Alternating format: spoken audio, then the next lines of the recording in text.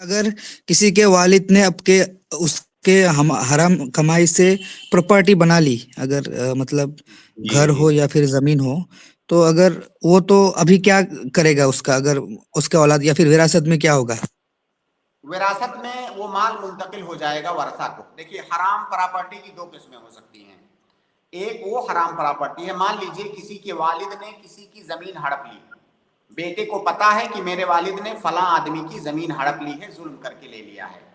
اب اگر والد کی وفات ہو جاتی ہے تو بیٹوں کی ذمہ داری ہے، انہیں پتا ہے اس زمین کا مالک کون ہے، اصلی مالک جس سے میرے والد نے ہڑپ لیا ہے۔ اب ورثہ کی ذمہ داری ہے کہ اسے واپس کریں، اس زمین کو جو ظلم ان کے باپ نے کیا تھا اس ظلم کو ختم کریں۔ تو ایک قسم تو یہ ہو گئی۔ دوسری قسم یہ ہے کہ آپ یہ فیصلہ ہی نہیں کر سکتے کہ یہ مال کہاں کہاں سے آیا ہے۔ مان لیجیے ان کے والد تاجر ہیں، تجارت میں کئی حرام طریقے جی اختیار کر کے مال کماتے ہیں، تو اس میں جی تو یہ طے نہیں ہے کہ یہ مال کہاں سے آیا ہے، کس کا ہے۔ یہاں پہ آپ طے نہیں کر سکتے، یہاں پر آپ کے لیے ممکن ہی نہیں ہے کہ اس کو آپ جو صاحب حق ہے اس کو لوٹائیں، یہ ممکن ہی نہیں ہے۔ ایسی صورت میں وہ مال ورثہ کو منتقل ہو جائے گا، ورثہ اس کو وراثت میں پا جائیں گے۔ وہ مال ان کے والد کے لیے حرام تھا، ورثہ کے لیے وہ مال حرام نہیں ہے۔